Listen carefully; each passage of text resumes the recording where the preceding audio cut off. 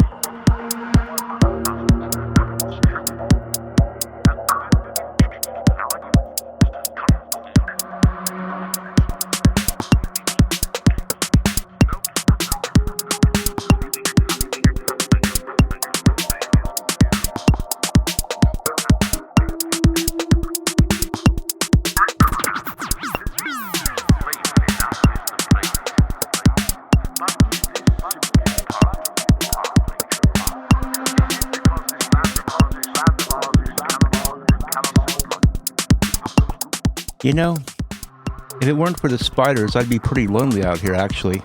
I kind of miss having those pillagers come around. You know, the last two episodes, I was greeted by some pillager raiding parties. Where are they? Where'd they go?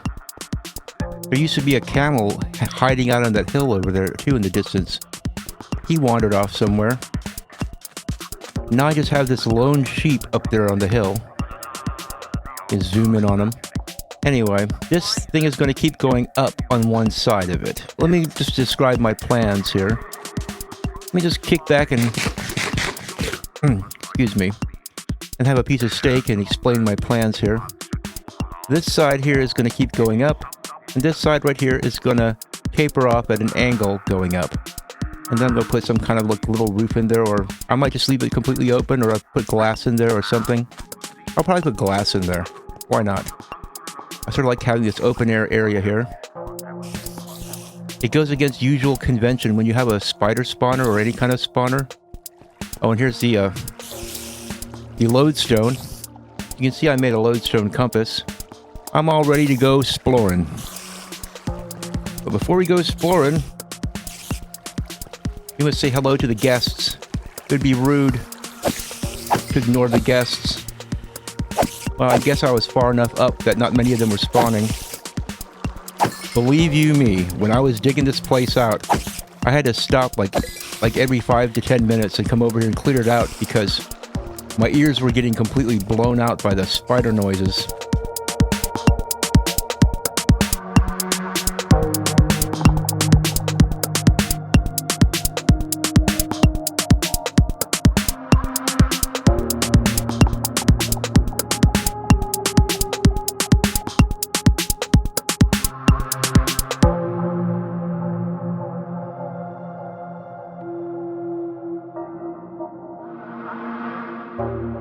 So what do you guys think about this big, strange outcry by the people on the left who are so into censoring and canceling people because they didn't particularly care for the whole idea of the COVID vaccine that now we're finding out was actually really bad for people? Oh yes, all of us people who are skeptical and said, hey, wait a second, this hasn't been tested very long. Are you sure you should be injecting it into my body? Oh, we were just horrible people who had to be deplatformed and people had to be censored. You know? Now the people who perpetrated this censorship on us, and they did it with the official power of the government, now they're crying because Jimmy Kimmel got canceled. It's the death of free speech because a really bad comedian was telling really awful jokes that were basically just making fun of and belittling a family who's going through mourning, and nobody liked him. I know, strange thing. I don't know why they think that so many people liked Jimmy Kimmel, but you know, if they want to go ahead and defend him, and they want to go ahead and die on that hill, let them. You know, lately the Democrat Party has been defending, you know, illegal aliens and child predators and all kinds of bad guys. Why wouldn't they defend Jimmy Kimmel, you know? They are the party of murder and criminals and making excuses for violent offenders and all this stuff. So why wouldn't they defend Jimmy Kimmel? You know, I mean, let's face it. The guy wasn't funny. Have you seen his act where he puts black makeup on his whole body and he pretends to be Karl Malone? And he does this really racist routine. Yeah, nobody ever suggested he get canceled for doing that, did they? That was perfectly okay. So long as it's a person who agrees with them doing it, then you're allowed to be as racist as you want to be. Right? Yeah, well see, the thing is that people have just had just too much. If it was just Jimmy Kimmel doing it, that would have been one thing. But it's all over TikTok. You know, all these people celebrating and having parties about the death of Charlie Kirk, who was just an innocent, decent human being. You know, they're always screaming about dialogue. Well, that was what Charlie Kirk did. He invited open debate. You know, he was the nice guy. He was the nicest, most moderate guy in the Republican Party. And they killed him. And then they danced on his grave. And then they called for more deaths. So guess what? The normal people of America have woken up to what those people are really like now. And so people have just had enough of it, I guess. You can't blame them. Just imagine if the shoe had been on the other foot. But see, the thing is you can't imagine it.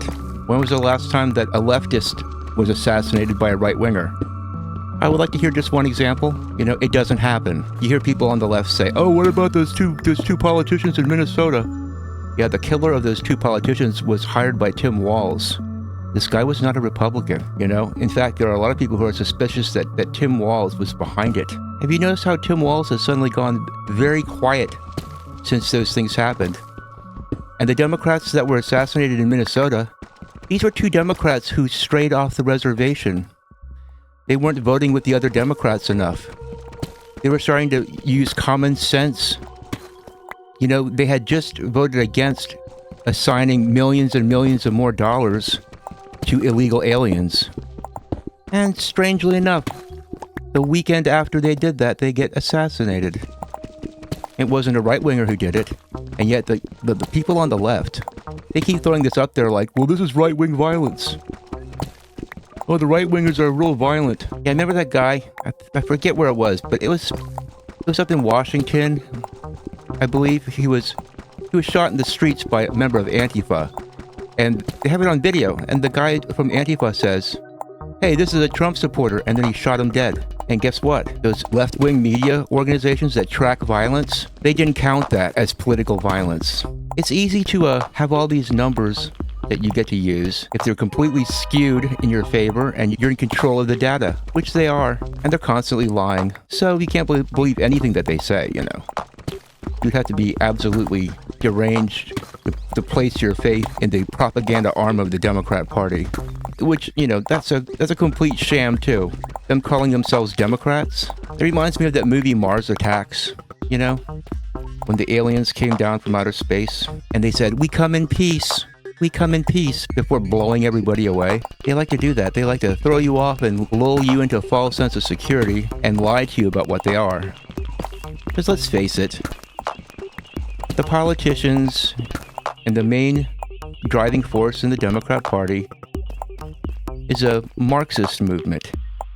Quasi-Marxist / communist movement. And it's sort of telling because I remember it wasn't that long ago, like the early 2000s, that there was a party in this country called the American Communist Party, and they handed in their dinner pail. They said, "Yeah, we're gonna go out of, we're gonna disband because we basically agree with everything that the Democrats are running on." This was the American Communist Party, and you know they're not even afraid of calling themselves socialists or communists anymore. They embrace it. I mean, there's an openly communist guy running for the mayor of New York City. He's called Zoran Mamdani. Just his name sounds like some kind of Star Trek villain, doesn't he? Like Ilhan Omar. Now this is a very creepy woman. I'm sure you've heard of Ilhan Omar, the Somalian senator who basically married her brother so that she could get him into the country illegally. I'm just really hoping that something happens. Oh boy, what have we here? We have a careful zone, a be careful zone. This opens up into a cave.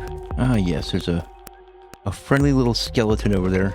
Back to our little venture down to the diamond layer, and I realize that we're going to probably have to run into some BCs around here, no big deal. Anyway, what was I talking about? I was just going off on a rant. Because I saw this little news video on Ilhan Omar and her possible connections to a COVID-era Medicaid scam. And I thought, you know what? I agree with Texas Representative Brandon Gill.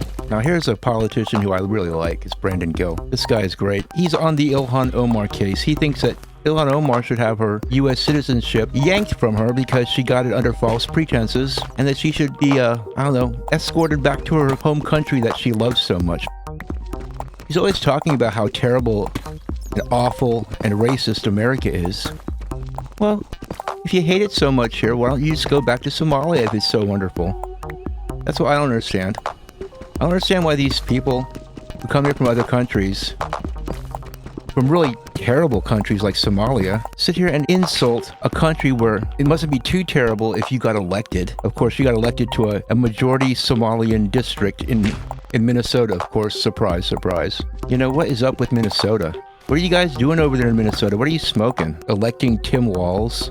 I mean, Tim Walz? Really? You actually elected that guy? It had to be some kind of voter fraud, right? I mean, Tim Walz is just a weird guy.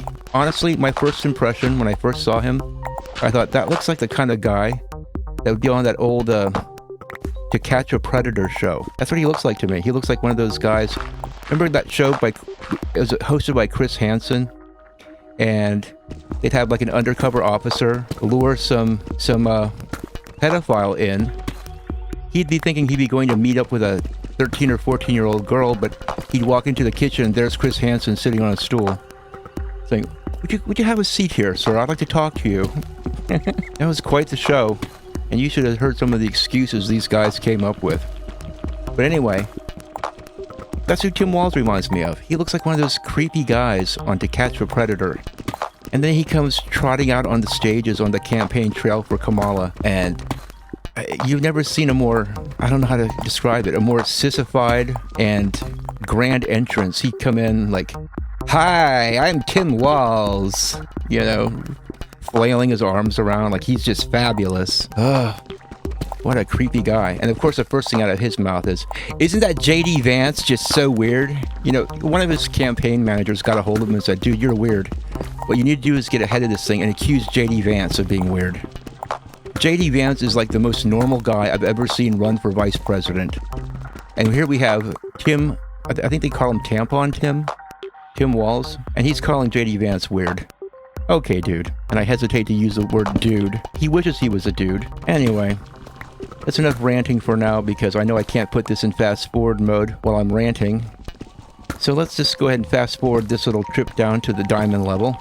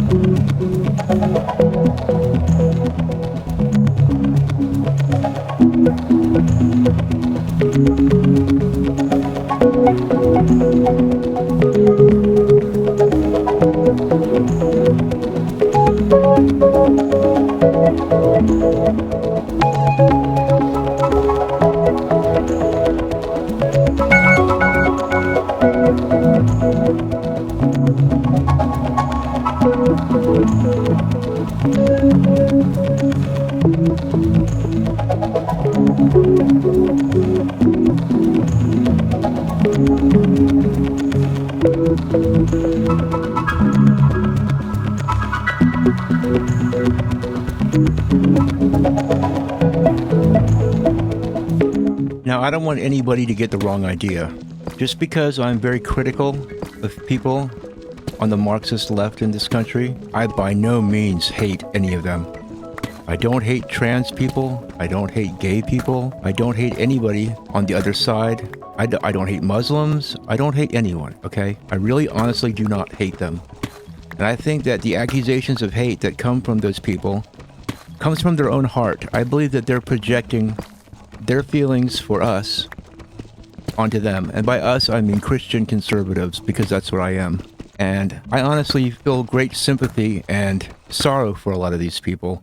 And I pray for them, because I would love nothing more for them to hear the truth, to wake up, repent and change their ways, because I don't want to see all these people going to hell. I really don't. And anybody who understands real Christians would know that. Unfortunately, these people don't really understand real Christians. They think that just because we're trying to point them in the right direction that we hate them, and we don't. In fact, we're the only people who actually love these people. These poor, afflicted people with gender dysphoria who feel like they're trapped in the body of a woman or trapped in the body of a man.